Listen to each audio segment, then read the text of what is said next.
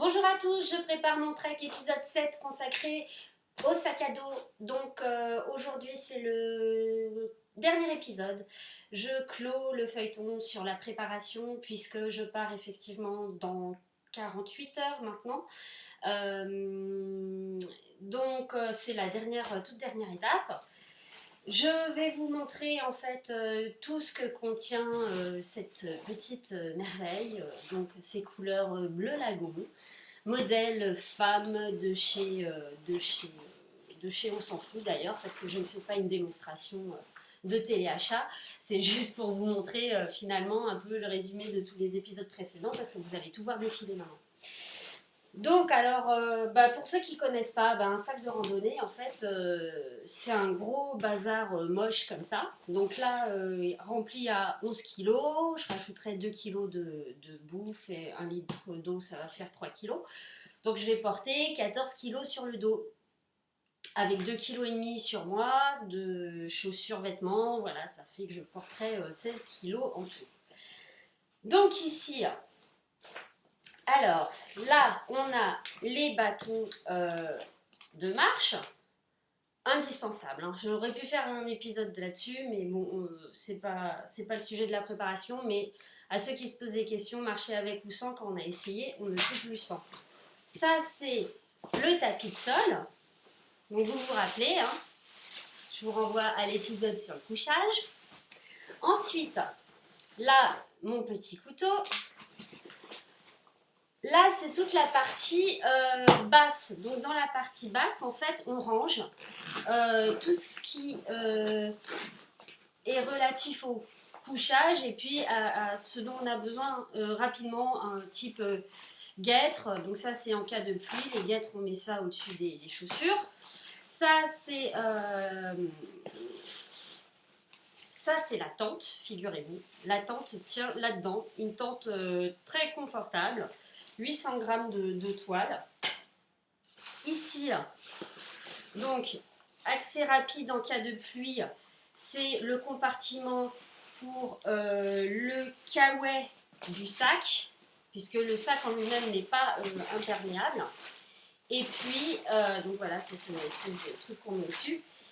Et puis la cape de pluie, je ne vous montre pas. Ensuite, le duvet. Là, le tapis de sol. Et c'est tout pour la partie inférieure. On l'a vidé. La partie médiane, donc la partie médiane, on met les vêtements et la bouffe. Donc accès par le haut ou bien accès plus aisé par le bas si on sait où sont rangés les trucs. Alors je teste parce que c'est vraiment première utilisation. Voilà. Donc ici vous avez les cartes, la veste de pluie, la popote. Alors la popote c'est un peu jargon, pour ceux qui ne savent pas, c'est tout ce qui sert à faire à manger. Le petite cartouche de gaz, la tasse, l'assiette, les couverts, enfin je vous avais déjà montré tout ça. La machine à café que j'amène pas finalement, parce que trop lourde. La trousse de toilette. Alors ça, 3 semaines de fringues, ça tient là-dedans.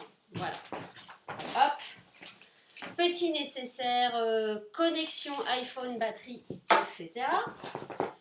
Je ne sais pas pourquoi j'ai fait un sac exprès pour les chaussettes. Voilà. Et ici, l'arceau pour la tente. Un seul arceau aluminium ultra léger. La gourde plate. 1 litre plus bouteille en plastique. Donc évidemment, cette fois, je vais me passer du tuyau, pas de gourde en métal, etc. C'est trop lourd. Et là, on a vidé le sac. Ensuite, il reste tout ce qu'on met dans la poche du haut. Alors, la poche du haut, on met la crème solaire, le chapeau, le sifflet.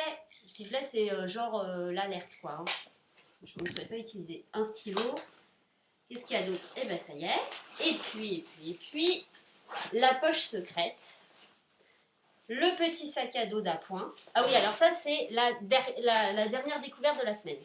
Donc, c'est le petit sac à dos de chez Decathlon, 3,80 €. Je suis très contente de cet achat. Oulala, toi, tout te casse. Hop, voilà. Donc, le petit sac à dos de Décathlon. Donc, très léger pour les jours de repos. Voilà, pour se balader sans amener le gros sac, évidemment. La trousse à pharmacie. La lampe frontale, indispensable à la tombée de la nuit. La minuscule boussole. Et voilà.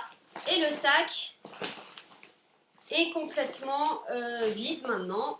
Ah non, il y a les poches de côté. Ah oui, j'allais oublier les poches de côté. Alors, oui. Vous vous rappelez, les tongs. La serviette de bain microfibre. Et enfin, dernière poche. Ah oui, un petit roman, parce que quand même, voilà. Le PQ. Et ben voilà, cette fois, le sac est vide. Et ben voilà, je vous ai montré, j'ai vidé mon sac, comme on dit. Dernier, ah oui, un truc dont je suis pas peu fière, spéciale dédicace pour Sandrine et Johan qui vont bien se foutre de ma gueule. Qu'est-ce qu'on peut faire avec un lacet? Oui, alors c'est private joke, hein. Mais enfin, on peut customiser aussi son sac. Parce que moi, je refuse de porter les marques, les écussons, etc. Je déchire tout, j'enlève. Donc là, en l'occurrence, qu'est-ce que j'ai fait? J'ai gribouillé toutes les inscriptions qu'il y avait ici sur le sac. Marqueur indélébile, lacet cousu à la main, n'est-ce pas? Petit bleu léopard d'un très bon goût. Vous remarquerez que c'est bien assorti à la toile. Et puis là, pareil, j'ai retiré les cuissons de la marque pour le remplacer par des petits et dessins et lacets cousus. Voilà. Je ne suis pas peu fière, je trouve ça très joli. Voilà, donc si vous avez besoin de customiser vos petites affaires, je me ferai un plaisir. Sur ce, je vous souhaite un très bel été. Je vous dis peut-être dans quelques jours, si j'ai assez de batterie, je vous ferai une vidéo sur site pour montage de la tente. Comme ça, on aura vraiment fait le tour de tout le matériel.